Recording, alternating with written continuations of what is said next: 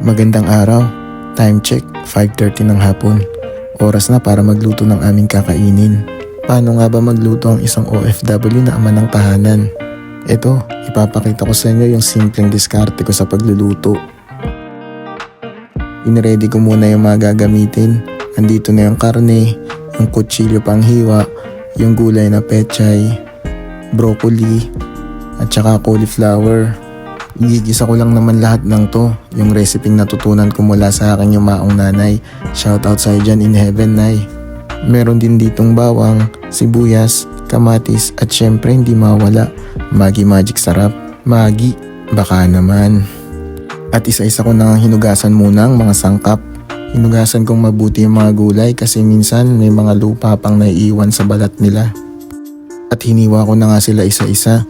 Inuna ko yung cauliflower, sinunod ko yung broccoli. Pagkatapos, yung pechay naman. Tapos isang final na hugas ulit. Then sinunod ko ng balatan yung sibuyas. Tapos hiniwa-hiwa ko.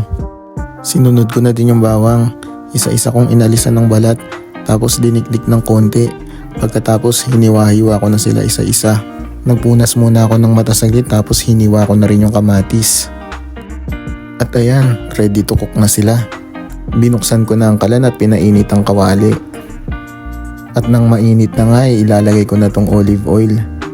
Ito ang gamit naming mantika para healthy. Konti lang din naman ang nilagay ko. At nung mainit na nga ang mantika inilagay ko na tong bawang at hinalo-halo. Sinunod ko ang sibuyas. At pagkatapos kamatis naman. Nung maluto na nga sinunod kong ilagay yung karne at hinalo-halo hanggang sa mag-brown. At pagkatapos ay nilagyan ko ng isang cup na tubig at tinakpan hanggang sa kumulo. Pagkakulo niya ay inilagay ko na yung cauliflower at tinimplahan ng asin, paminta at magic sarap sabay halo. Tinikman ko din at nag-adjust ng konti sa timpla. Pinakulo ko pa at pagkatapos nga inilagay ko na rin ng pechay at broccoli. A few moments later. At ayan, mukhang luto na. Ganun lang kasimple, wala nang arte-arte. Basta makakain, goods na yun. And finally, ito na. Ako na ang unang tumikim ng luto ko. Disclaimer lang po, hindi talaga ako kusinero. Trip lang tong cooking vlog ko. Kaya hanggang dito na lang ulit. Salamat sa panonood. Sayonara!